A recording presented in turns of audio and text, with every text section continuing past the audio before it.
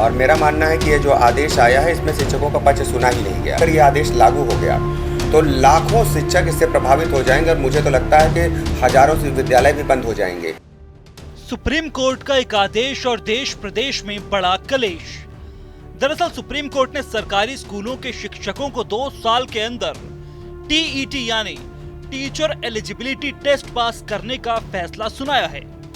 और अगर कोई शिक्षक 2 साल में टीईटी पास नहीं कर पाया तो उसकी नौकरी जा सकती है।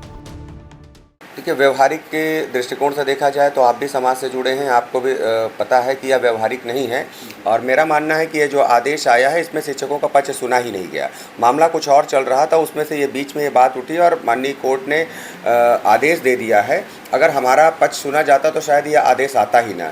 अगर इसके व्यवहारिक कठिनाइयों की बात करें, अगर ये आदेश लागू हो गया तो लाखों शिक्षक इससे प्रभावित हो जाएंगे और मुझे तो लगता है कि हजारों विद्यालय भी बंद हो जाएंगे।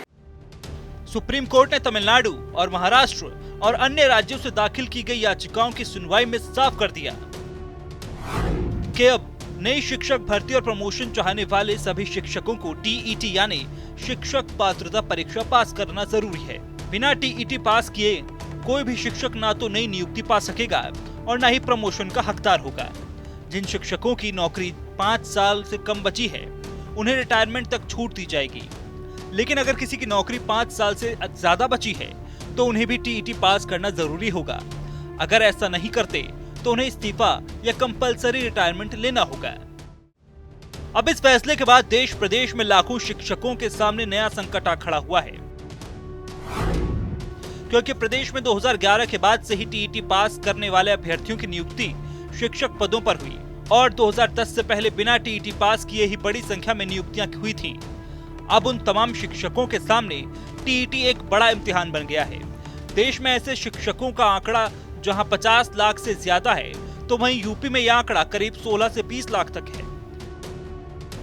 ऐसे शिक्षकों का दर्द ये कि जब हम नियुक्त हुए तब भी तय सरकारी नियमों से नौकरी में आए।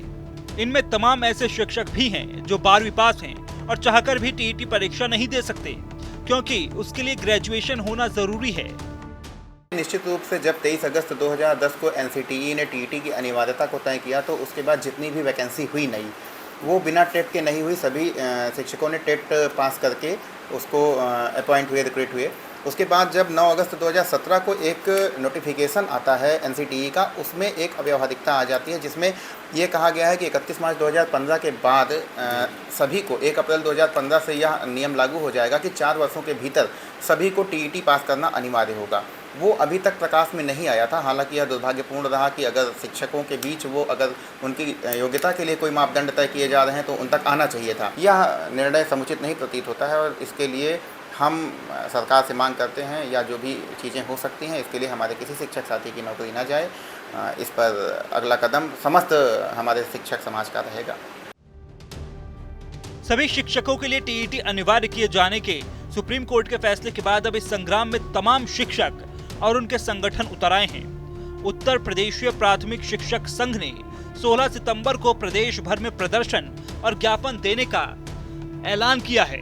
उनकी मांग है कि केंद्र सरकार आरटीई में बदलाव करे, 2011 से पहले भर्ती हुए शिक्षकों को टीईटी से छूट दे। वैसे भी इतने सालों बाद योग्यता नापने का ये पैमाना क्यों? और हमारे लाखों शिक्षक इससे प्रभावित हो रहे हैं। हम लगातार अपने वरिष्ठ वकीलों से इसकी समीक्षा करवा रहे हैं कि इस आदेश में क्या है, कैसे किया जाए, किस तरीके से इसका उपाय निकाला जाए और ज़रूरत पड़ी तो हमारी टीम रिव्यू पिटीशन भी फाइल करेगी। बहरहाल पढ़ाने के साथ साथ तमाम सरकारी कामों के बोझ तले दबे शिक्षकों के लिए टीईटी के आदेश ने नया संकट खड़ा कर दिया है। अब शिक्षकों के प्रदर्शन वाले ऐलान पर सवाल यह है कि टेट पर तो आ गया सुप्रीम ऑर्डर, अब क्या होगी आगे की डगर?